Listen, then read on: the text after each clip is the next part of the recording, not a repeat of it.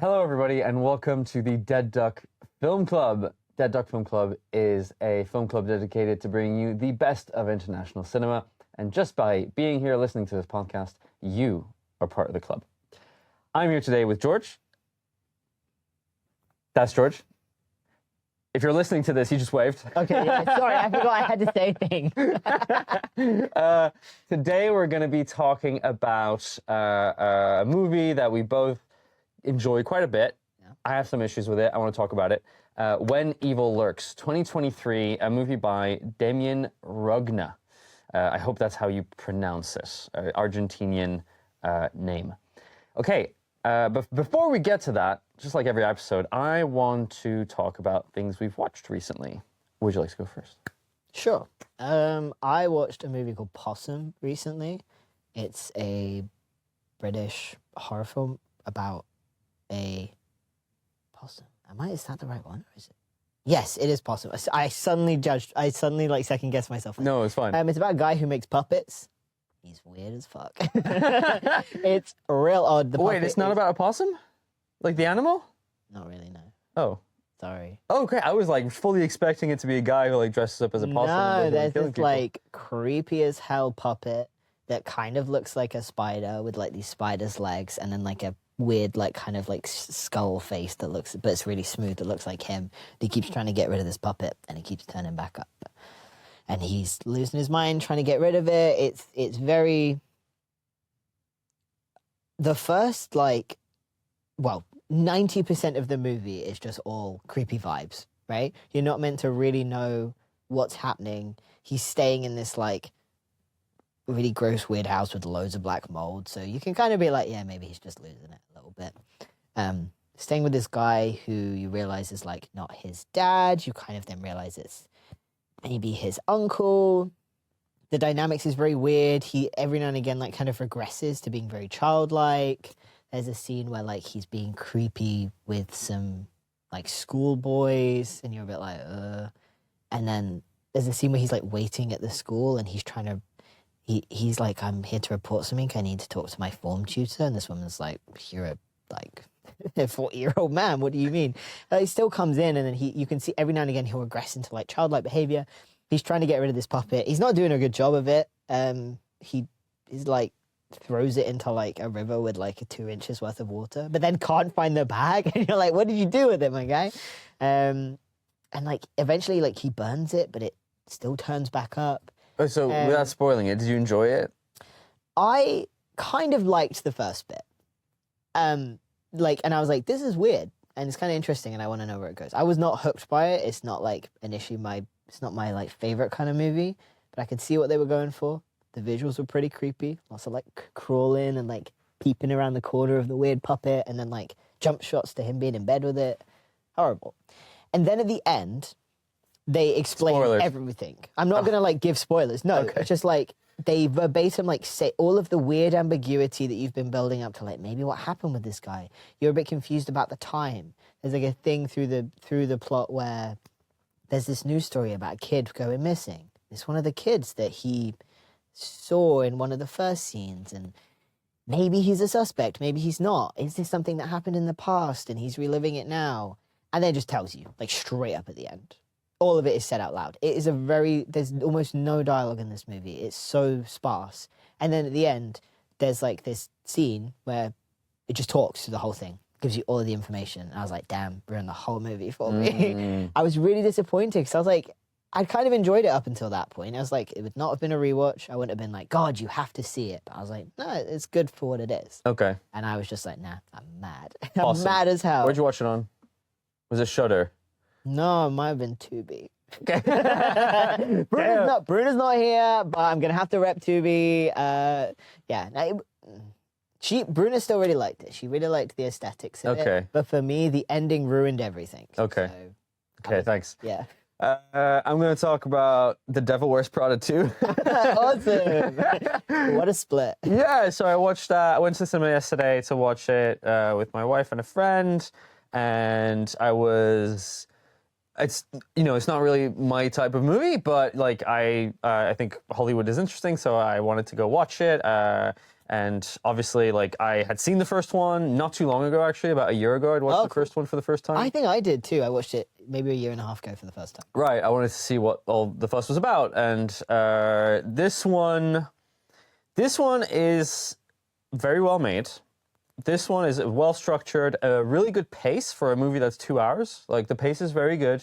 And it's really pulling on those nostalgia strings that all these movies do. But I think people who like the first one will like this one too, because it's more of the same, but it's on a bigger scale. And the performances are great. Anne Hathaway and the entire cast, Meryl Streep, of course, Emily Blunt, just the whole cast is doing what they did in the first one, and they're all very charming, and they all had a bunch of plastic surgery since the last movie. But, you know, aside from all that, yeah, it's competent. My issues with the movie are the story, because the story, in a nutshell, is a bad billionaire is trying to purchase the magazine where creativity, anti-AI sentiments live. It's so important for humans to work here. Fashion is so important. Conglomerates are buying everything and stripping them out of their identity, which I completely resonate with. Bad billionaire wants to buy it and strip it out. No. What's the solution to this? Well, we need to find a good billionaire to save us. Okay. Right? And that's kind of like, I don't want to spoil anything, so I won't go into it, but that's kind of the story. And the fashion of it all is great. And you know, it makes you want to go buy a suit, and it makes you want to go buy a really nice dress. So that's good. It takes you out of your everyday. And I think average viewers, that sounds super condescending, but like, if you go to the movies like 3 times a year, like, this is going to really work for you. Or if you enjoyed the first one, It's like a fun blockbuster. it's a fun blockbuster, worth your money, worth the cinema, in my opinion. I enjoyed it, but I have my qualms with it. 3 out of 5. It's interesting to take. The first one is obviously more of like a critique of the industry, and that there's a lot of people that love it, but what it takes to be successful in it like strips you.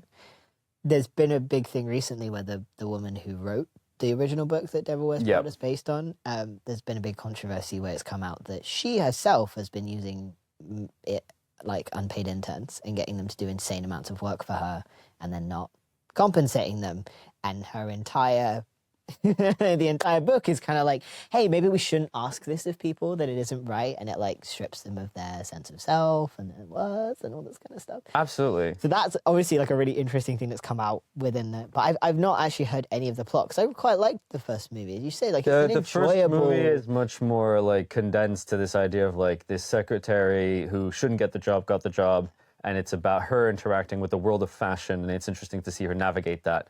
In the second one, she's become an award-winning journalist who's lost her job because of conglomerates buying out her business, well, the business she worked for, and like firing her. And she's an advocate for obviously like humans being humans, and writing is so important. And then she's recruited against the Meryl Streep's characters, like unbeknownst to Meryl Streep's character, she's recruited to join Runway magazine once again, to be an editor, to write pieces. But then she's faced with the obstacles of social media. Nobody reads anymore. Nobody cares anymore about, you know, long articles and stuff like that, which good sentiments, honestly, to kind of push against that. Absolutely. But I think we kind of lost this idea of like, it doesn't have to be this way. It's not okay to be talked to like this, you know, and it's still kind of like the first movie. It has this bravado of like saying, well, if you want to make it in the fashion industry, you have to take that abuse, and you have to even perpetuate that abuse as you go along. Otherwise, you're not serious. Even though Anne Hathaway's character leaves at the end of the first one to forge her own path, I think the second one continues that trend. And even, not spoiling anything, but, you know, there is kind of a scene at the end where she's like, where both characters, well, Meryl Streep is just like, I love work, and without work, I am nothing. And so the sense of self around work, you know, interesting stuff. But I don't want to talk too long about it. But there you go. Devil Wears Prada. Also very funny. It was a very funny movie. Really liked that. Also, something I didn't like. Anne Hathaway is a a single woman in her 40s who's like a career, not obsessed, but she's career focused and she's doing really well for herself and she's respected in her thing. And like the movie is straddled with this really weird kind of romantic story for her, where there's a guy and he's a nice guy and she kind of allowing yourself to be loved, which is great. But I'm just like, she was doing great. Like she there was no part of her that was like, I need to find love. I'm nothing without love. Why did you need to do that? If anything, yeah, it's not something you get to see very often, where you get a woman who's like, yeah, I love my job and I love what I do and I love my family and my friends and that's enough for me. There's always that like, but there's part of you that's not letting yourself live fully if you don't do that. Sure. Yeah. When Meryl Streep is confronted with the idea that she might have to retire, her husband comes to her and he's like, and she's like, what will I be without my job? And what will I have? She says. And he says, you'll have the kids, you'll have the dog, and you'll have me. And she's like, not enough. I love my work. I need to make work. And you're like, I don't know about this, man. I don't know. Like, is this the right message? Yeah, I mean, I don't necessarily like. Yeah, but a lot of the time we do lose ourselves. We get a lot of sense of self-worth from our job. It's what we spend the majority of our life doing. But like, yeah, as I say, like, what do you put your energy into? What do you put your time into? I do think that there's a pressure for like every movie to have this big moral message. They've been like, yeah, billionaire's bad, but as you say, like, but some of them are like kind of good, and maybe we should side with those guys. That. Not every movie needs to like tackle these big political questions. It could have stayed a bit. It's an important discussion to have about like how journalism is owned and like communication and how. But this is what I wish they had tackled a bit more, rather than saying, "Oh no, we have bad billionaire. We need to find good billionaire," and which I thought was completely farcical. Well, there needs to be a solution for this kind of movie, and in their minds, I guess they were like, "Well, that's the only thing." Yeah. How do you? That's my thing, though. The critique to have a big happy ending where it all ends nice. They have to be able to say like, well, how did we fix it? What's the answer? Because that's how that narrative works. It's kind of how they don't want to just leave it as like, oh well, they're like, people need a feel good time and they need the nostalgia, so it needs to end happy. And that like kind of, as you say, like, so it feels like it's undermined a bit of the narrative. Yeah. You could have had them do as much as they can and like start something, but not like actually figure it out on their own, the two of them, because it's impossible in the real world. Yeah. That's The Devil Wears Prada too. Yeah. I enjoyed it. I think it's good. If you don't look too deep into it. Competent. Speaking of actual devils. Speaking of actual devils, let's talk about When Evil Lurks 2023. As usual, the synopsis on IMDb says, in a remote village, two brothers find a demon-infected man just about to give birth to evil. They decide to get rid of the body, only to end up unintentionally spreading chaos. This summer. This summer. Big screen. Okay, I forgot our last episode. Let's go straight into the Rotten Tomatoes game. What do you think the Rotten Tomatoes score is for this movie, critics versus audience? Ooh. Do you think critics preferred it, or do you think audience preferred it? I think critics preferred it. And I think, to be fair, I'm always out. I always go between like 70 and 80. I've never bet like anything outside. We only talk about good films, that's the problem. Yeah. Wow. I'd say critics said 76 and audience said like 72. Interesting. Critics sit at 96%. Holy shit. Certified fresh. Tomato meter says with 122 reviews, 122 critics, and I think this is because it did really well in festivals, like swept. And I guess it is one of those, like, it's the infectious disease. It came out after COVID. Yeah, okay, makes sense. And then you have 78% for the audience. So I wasn't far. No, I was really far. You said 73, I think. Yeah. Yeah, you're not too bad. 1,000+ ratings, and I think I know why. The critics' consensus is a hard-hitting horror film whose surface-level frights are just as engaging as its thematic concerns. When Evil Lurks marks a viscerally unsettling addition to the possession horror canon. All right, so where to start with this movie? What did you think? Do you want to give us... Man, that was a lot. I watched it last night, and I was like, this is not that long. I was like, oh, this is a nice tight, like about 100 minutes or so. An hour and 40 minutes, yeah. So pretty good. Yeah, 110. Oh, no, it's 100. 100. Yeah, 100. Shit, man. Time, that's how it works. Holy shit.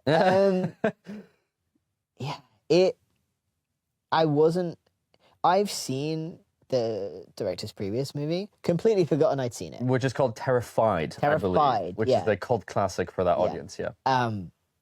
I was convinced I hadn't seen it, and I kept being like, nah, I don't remember that at all. So after this, I went back and I watched like a recap, and I was like, okay, no, yeah.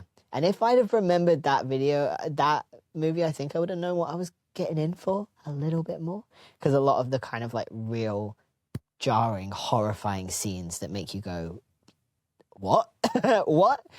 Like, I would have been waiting for them. I came into it thinking it was going to be quite a different tone, that there was maybe going to be a lot more, obviously about like sort of like a demon possession, about a lot more ambiguity about whether it was real or not, and how much of it was kind of in our main character's head, because he's quite quickly established to be not the most trustworthy. Or stable. So... Or reliable. Yeah, or even like very like considerate of other people's feelings, or respectful, or all of those things that have kind of quite an unlikable main character. Absolutely. But I was like, okay, it's going to be quite ambiguous for quite a while about whether someone is actually possessed, whether any of this is real. I thought it was going to be a lot more metaphorical, and then you see the guy, the possessed guy, Uriel, and I was like, oh, okay. And then there's the axe scene, and then there's the dog scene, and I was like, okay, no, I kind of know what I'm in for now. No metaphors here. No. Well, I mean, metaphors, but god damn. I really like the first half of the movie more than the second half of the movie. Yeah. I love the practical effects. I love that you're kind of thrown into the beginning of something happening, and a bit like Ghost in the Shell, which we talked about earlier on, this idea that we're not giving you too much, because you start and you hear the gunfires, and they're kind of like, what's going on? And they go check it out, they find a body, and they kind of go investigate, and then they find out that... What I liked about that is that it's established that the idea of someone being possessed in this universe is not unknown. Yeah.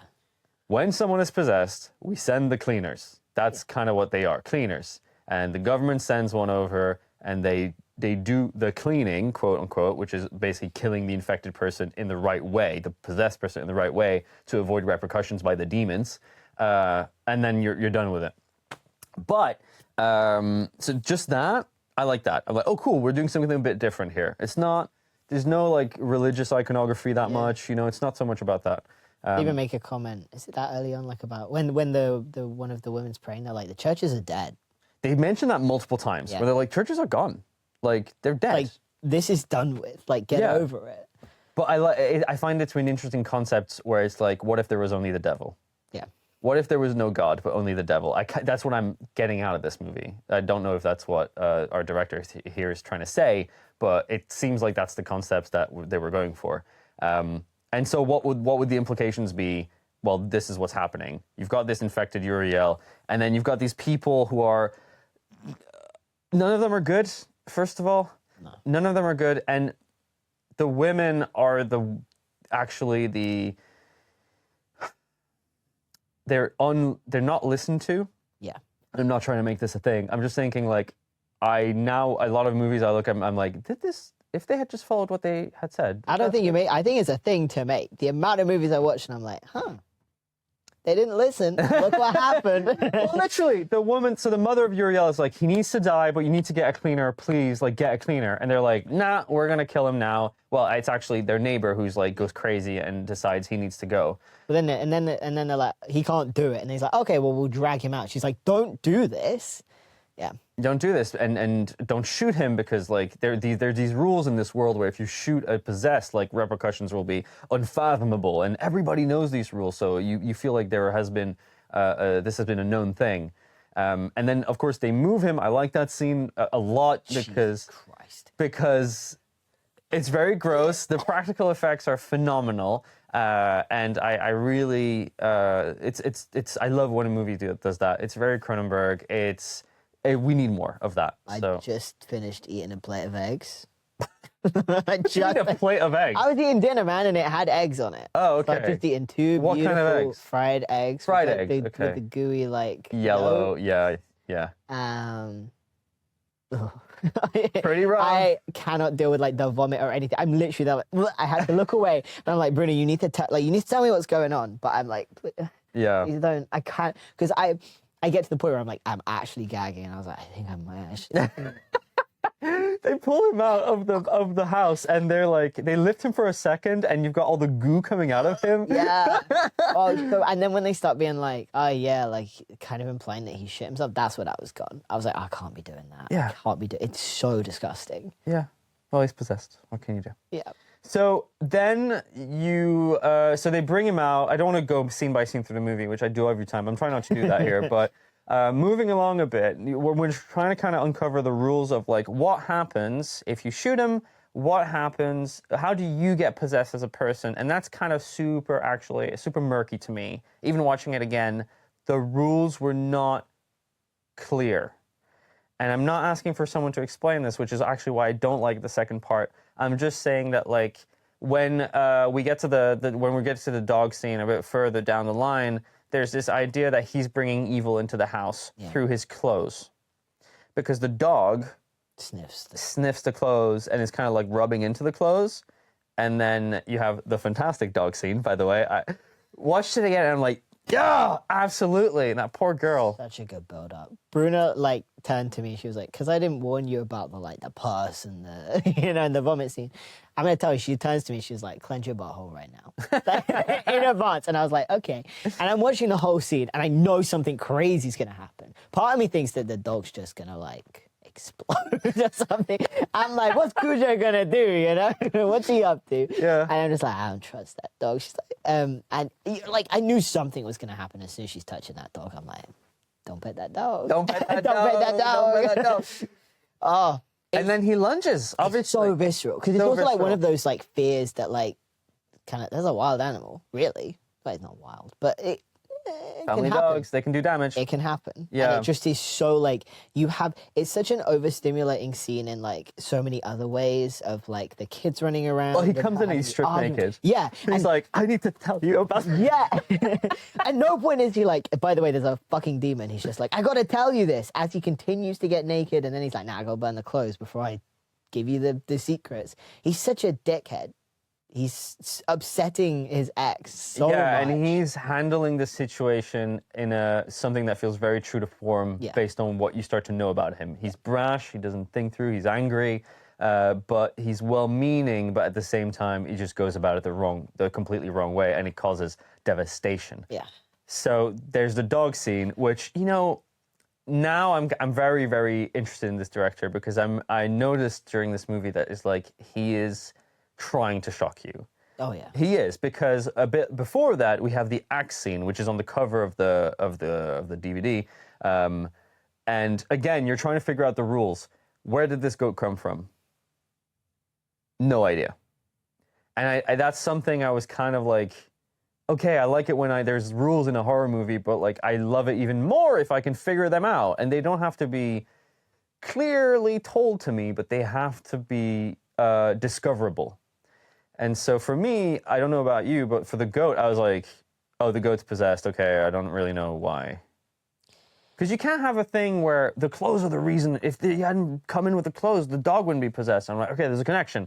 So but then, yeah. So for me, like, they explain it a little bit more when you got the grandma in the car and she describes the 7 rules. Yeah. And that guy, one of them is like, don't be too close to animals. It's really interesting how you've got this big separation from church, but you have then a lot of these like folklore kind of rules. And in his other movie, Terrified, like thinking about it as well, there's kind of this like, you can't follow, there isn't this like script and there aren't these rules. And actually, what if you were actually well and truly fucked? What if you as like a human being were like, within the narrative, there was no way for you to get out of it?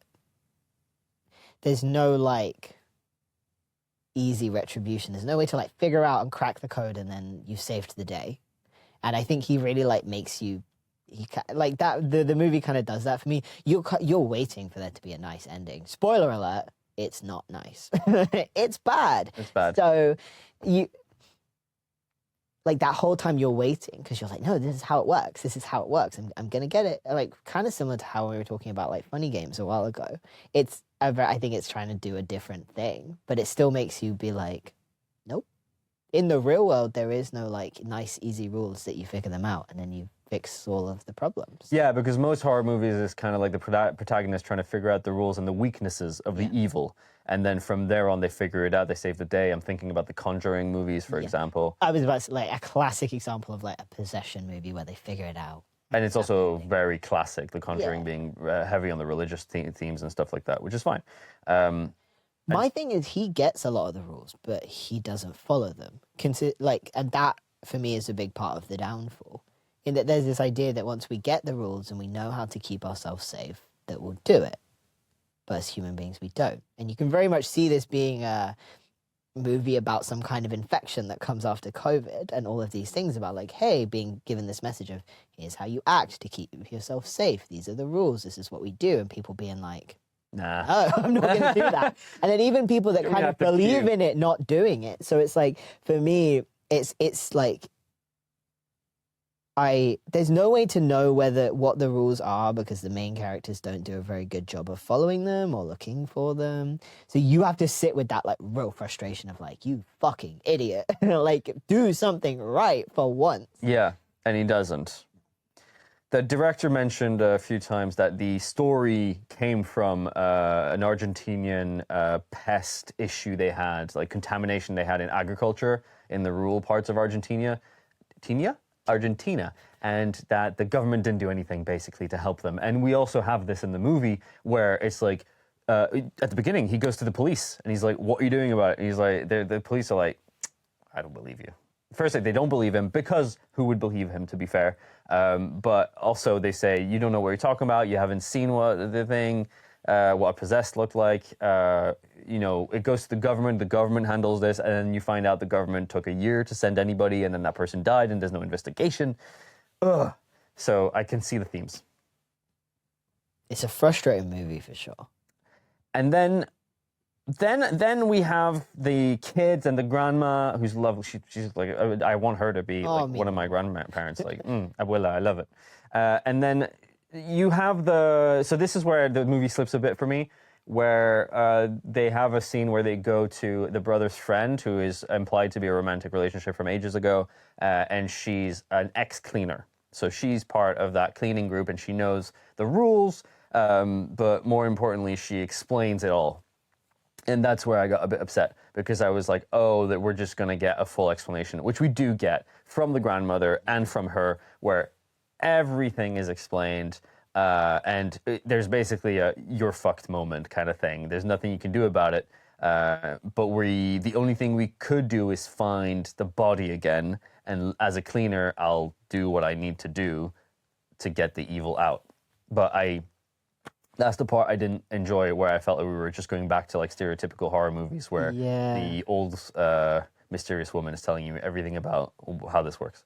Admittedly, yeah. Like, thinking back, it does go a bit to that, like, bit Hollywood, bit Conjuring of, like, here we are and here's the rules. I don't know whether, for me, part of it is, like, because you don't get that happy ending, it's a nod to being, like, here's what you wanted, right? To the main character. Like, here's what you would expect. Here's the person that comes in and is kind of, like, your savior. They give you all the tools that you need to do, and then you go off, and you have a moment where you think you're not going to make it, but you do. Huzzah, we're done. And they get that, and then they still don't win, partially because of their own, like, idiocy. Like, their own, they're infallible. They're very human. They're not. And, yeah. Because, to be fair, me and Bruno actually said it's kind of fun how cool she gets to be as a character. What, the old woman? Yeah, the older woman. Like, she's pretty sick. She's kind of keeping it all together. And then she don't keep it all together.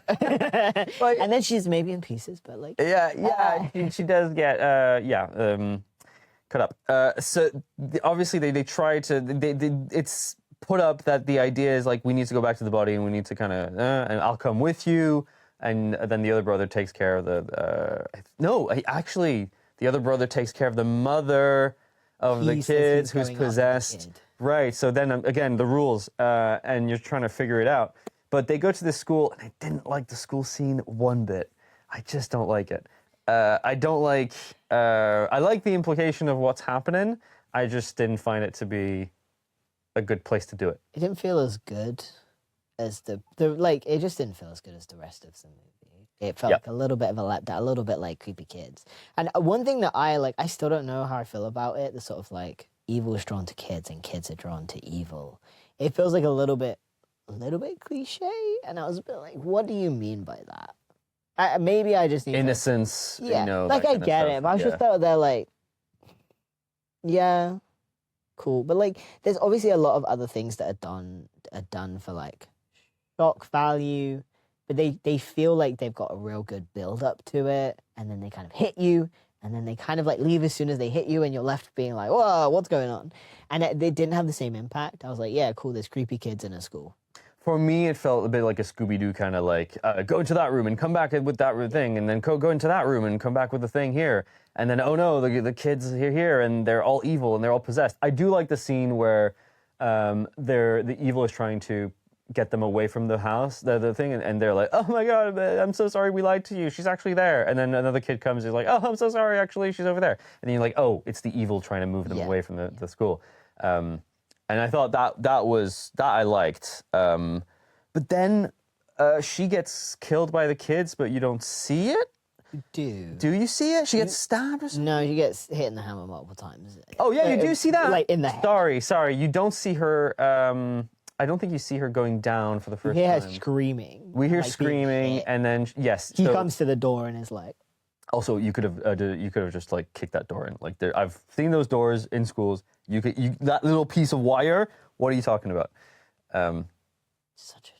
That scene's so fucking irritating. Like the wire thing. But yeah, it's literally like a. But also like, why did you go in there? She's like, dude, there's no other way to like kill them. You for the whole time have been like, no, and I get it. Like but it's a real frustrating scene. Because you're like, if you'd have just listened, maybe none of this would have happened. And you can do that through the entire... Yeah, it seems weird that they... I'm being pedantic here, but like, who built the whole like structure around these dead bodies, or did they drag them in from underneath? Like, how did that work? It doesn't matter. Yeah. It doesn't matter. But then she's like setting up her... whatever it is, which I thought was also cool. You got some kind of equipment that isn't religiously iconographic. They never talk about any of that. It seems to be something completely other. But also, she's kind of static, and she's there, and she's like, lift him up! And she's like, how about you move the thing? How about you just move the equipment? I am literally there like, because, okay, he really irritated me when she was like, you need to walk very slowly to the car right now, and you need to not, like, rush and hurry. And he's like, okay, and then, like, runs off the stage, and she literally goes like, what did I say? I said... to walk. And then he does it, and you're like, dude, just listen. And then he's like doing the pulling up the floorboards, and he's going literally as fast as he can. She's like, can you hurry up? And it's like, you're just standing there, my girl. He cannot do these boards any faster. He's moving dead weight bodies. You know how heavy that is? Yeah, you know how heavy these people are, and he's having to move them up like what looks about 5 foot. And then she's like, just pick him up, move him. And you're like, how? Like, have you seen this guy? It's weird. That whole scene irritated me a bit. And then, of course, I don't like this. Because then she dies. Cool little scene where she gets hit in the head with a hammer. Makes me sound like a sociopath, but it is well shot, and the Foley is also great. And then... you have this scene where suddenly he like loses all hope, and he's like, well, I'm so upset, I'm gonna shoot the evil, which is the thing I'm not supposed to do. She's like, all right. Well, he crushes his skull in. Yes. With obviously with the whatever kind of equipment she was gonna use. And then he's like, it's gotta be good for something still, and then just... Yeah, and then does that, and then Okay, so then the birth of the child, and I thought we could have done a bit more there because we don't see the kid coming out. I believe we see him pulling himself up from the thing, but I'm like, give me. So actually, this movie's out a 15. Oh wow, okay. Because we were saying that afterwards. We were like, Bruno was like, how the hell is this a 15? And I was like, it's gory, but you don't linger on it. Like your brain fills in a lot of the gaps. Like the axe scene, you kind of see her face. Yeah, what's the worst scene you think? It's got to be the dog. No, because this scene is horrifying, but you don't see a lot of gore. No. The scene where the mum is walking along the road. And she's just there it is. Pulling out the brains of her child and dropping them on the floor. No, she eats them. And then eating them as well. She's leaving some little like Hansel and Gretel style breadcrumbs along the way. That is like, but again, it's shot in the dark. Your brain fills in a lot of the gaps, so I can see maybe how they just about got away with making it a 15. Yeah, maybe. So maybe that's partly why they were like, we can't show the child coming out. Like beats the skull in it. Whatever. So we see this child coming out. He looks like a child, cool. And then he comes out and he walks away in blood. And what the idea is that you've put evil onto the earth. Like the birth of the Antichrist. Fair enough. I have some questions though. Do you know how his kid got infected? So I'm talking about. Yes. Okay, cool. So we have this kid who obviously he's autistic. He's got some kind of heavy autism. Don't laugh. It's not funny. I am picking my words. It's heavy. I don't know what I don't know. I think it's autism. They mentioned autism. No, they call him autism. Okay, I got it right. So when did that guy get infected? Because as soon as they're in the car, the nana, or like a bit further than that, the abuela, she goes, or maybe it's the cleaner woman, she goes, that boy's infected. When they first get there, the woman goes, something wrong with that boy, and they're like, nah, he's just autistic, and she's like, okay.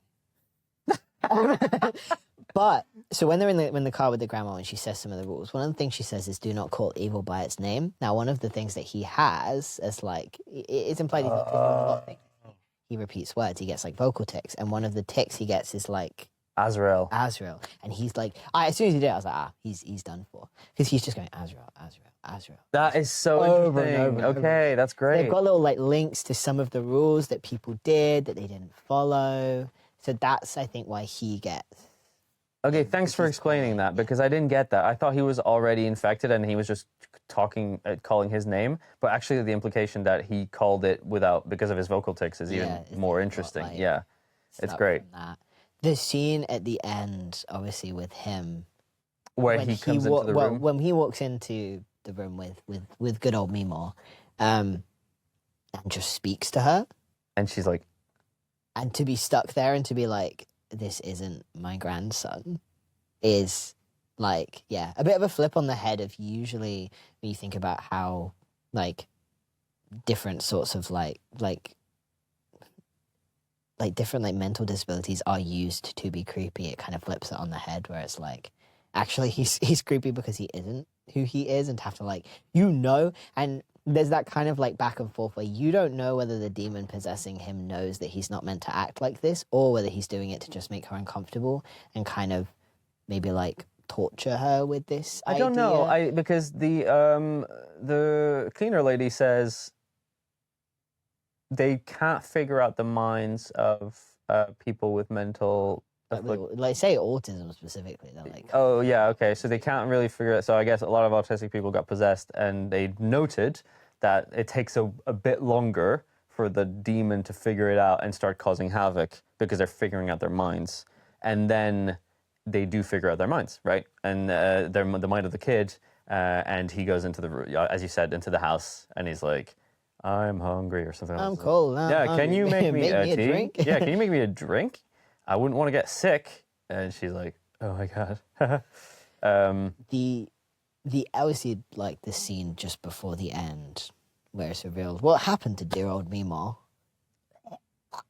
The eye glance sideways where he sits obviously with him and he's pulling it out. And as soon as like he started coughing, I turned to Bruno and he's gonna have that necklace in his mouth, isn't he? Yeah. Like that's expected. And you're kind of sitting there with the idea of like, has he been unpossessed potentially, and that like because obviously he's been acting in a way that has like fooled his dad and his uncle into believing this is very much him.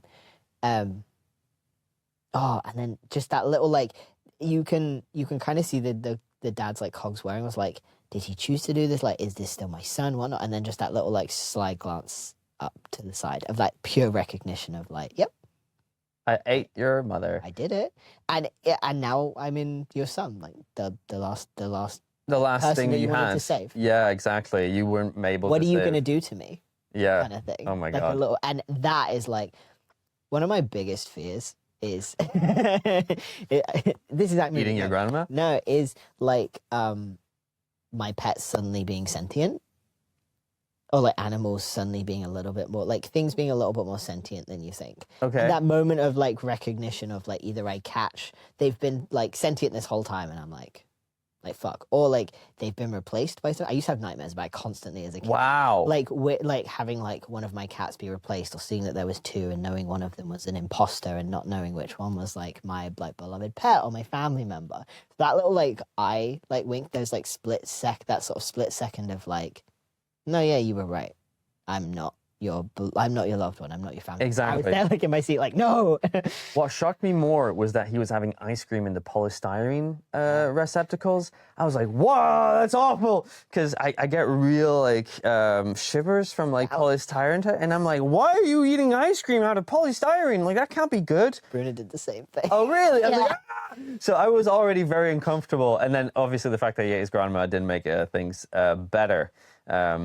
But yeah, and then we have some kind of like tangents where we somewhat find out that his brother had an affair. I'm glad you picked up on that too. Okay. Because Bruno didn't. Bruno was like, oh, I thought that they just loved each other like family. And like, I thought it was implied that his brother was a bit of a slag and a sleep around. Yeah. And he did his wife. A fallible man for sure. I think, yeah, well, it was implied that she had affairs or something. I don't know. But there's something. That's the thing is along that those you lines. don't know how much of that is just his fears and Yes. how much of it is reality. Yes. And so there is that moment where, but everybody's dead. Like, this is a very dark movie, actually. Like, there is no resolution. A movie also which features kids eating adults, which I thought was maybe slightly better done around that aspect, is... I forgot about it. It's the same guys who did the Hand one. Oh, okay. It's Talking about Talk to Me? Yes! Yeah. So the other movie they made... Yeah. Bring Her Back. Bring Her Back. Holy shit, Bring Her Back, man. Oh. So you also have kind of like, I love that image of the kid and his belly is insanely distended and it's super gross. I think that When Evil Lurks could have really benefited from one of those scenes, you know, but... That kid, sorry, just to like rag I watched like loads of the interviews afterwards. That kid is an absolute pro. He is creepy as hell. You saw him on like set and he'd just be like a normal kid and then he'd get into character. And you'd be like, oh my God. They were like, this kid is amazing. He is insane. He would come out and be like, yeah, I'll do this really creepy thing. Like he just, man, that kid was born to play that role. Well, there you go. So the director stated that he deliberately wrote the film to contradict any Catholic horror traditions. There's no crucifixes, there's no holy water, there's no prayers either, which is interesting. He really stripped it all out, which I thought was kind of interesting. You see little pockets of it. Yeah, well, I think the grandmother has the crucifix. Yeah, obviously there's the mum of Uriel at the beginning who said that she's been lighting the candles, trying the prayers, they're not working. One thing I know as well, the sheriff's office had crucifixes on the walls. So only kind of see it in people that have let down their family and not given them the proper care. Yeah, or kind of like old traditions versus like contemporary times. Yeah. Cool. The film received a standing ovation at TIFF, which is great, which is unusual for the program. And it won a bunch of awards, which is great. It was also, I believe, the first Spanish movie on Shudder. I might be wrong, but I believe, that's what it was. So that's pretty cool. I have lots of questions for you. I'll start with the first one. George, would you have moved the possessed yourself, or would you have left them there? Or left them there. Because... I don't know. I'm like, that's the done thing. I'm stuck with the rules a little bit. Okay, if this wasn't a growth person, would you have moved them?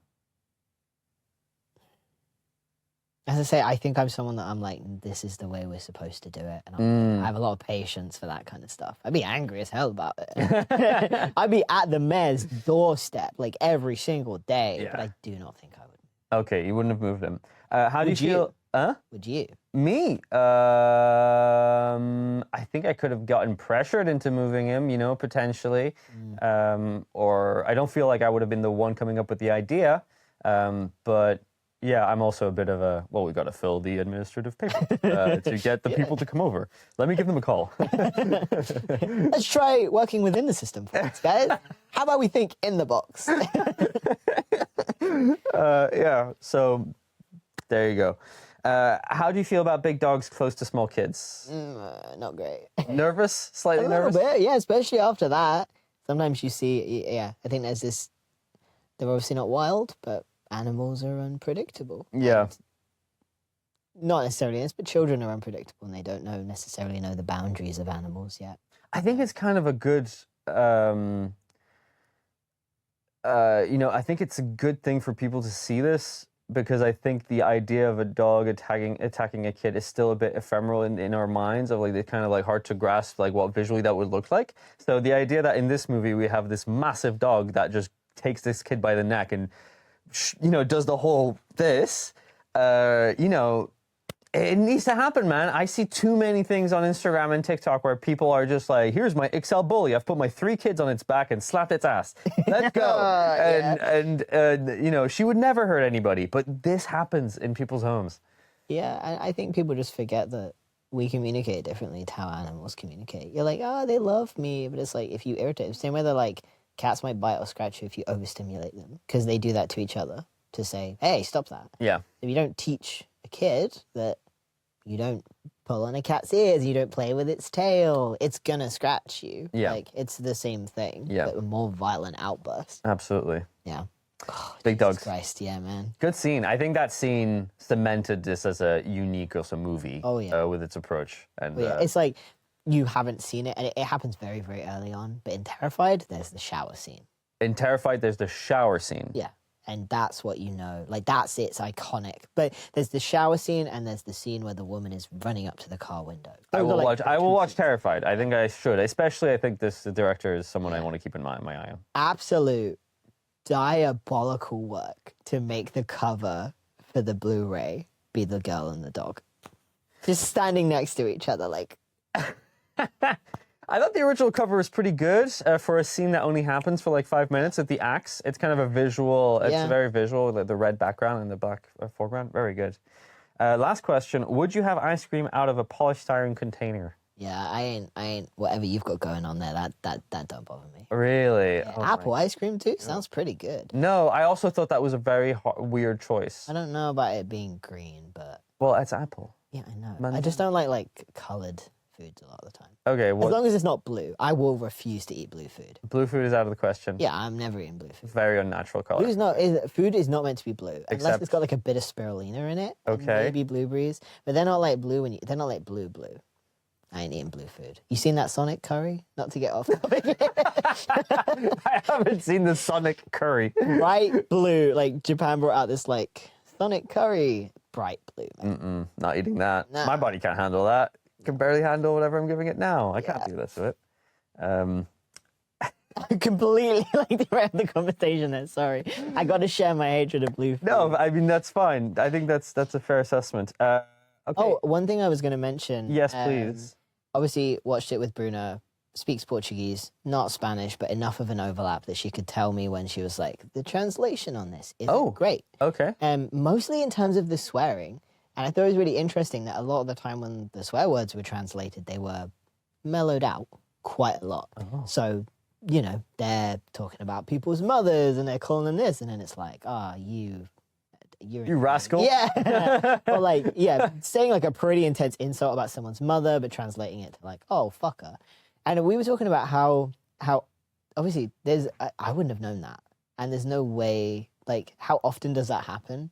And there's kind of this attitude of some international movies being a bit boring or a bit stilted. And how much of that is to how they're translated. And how much of that like conversationalness gets wiped for making it like sound right in English. Yeah. I just thought that was really interesting because actually she was like, yeah, like in one of the conversations she was like, yeah, about 5 swear words was used like every sentence, but you heard like none of them. So you thought they were maybe having an angry conversation.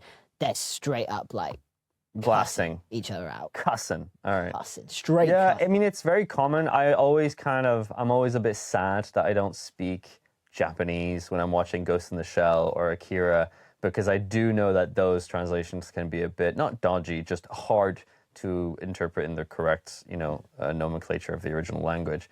And, I speak French, and so when I watch French movies, I also have that. And I also do, like Bruno, I will also like, let me pause it right here. Actually, that's not how you spell baguette. I think it just that maybe there's so much work that goes into a good translation. And I think if you're going to have like international movies, if you're going to have like translated fiction, all that kind of stuff, it's such an important job, but I feel like it kind of gets overlooked.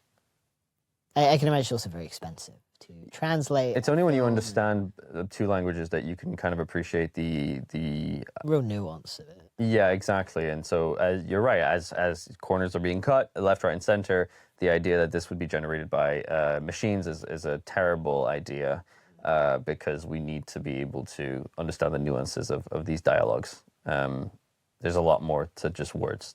Yeah. Okay, cool. If you like this, what do you watch? Oh, I mean, Terrified? Yeah, Terrified is great along very similar lines. I mean, you've mentioned Bring Her Back now. Bring Her Back, yeah. That's very not as bleak. Very different. You think? Yeah. That movie is devastating and sad and terrible. Yeah, it's somewhat bleak. No, it is. They're known for their bleak endings. Yes. I didn't find the ending that bleak, but okay. Sure. I mean, Terrified, if you want to see more from the director, it's got a lot of those, like, if you like those like hard shocks from the beginning, oh my god, then yeah. Perfect. And it's a similar, obviously the supernatural, like demonic possession is very normalized in Where Evil Lurks. I keep saying when. I know. I keep mixing it up. Yeah. When Evil Lurks, it's not the same, like it's not as normalized, but it does kind of drop you in like paranormal in a very real life situation. How does this go?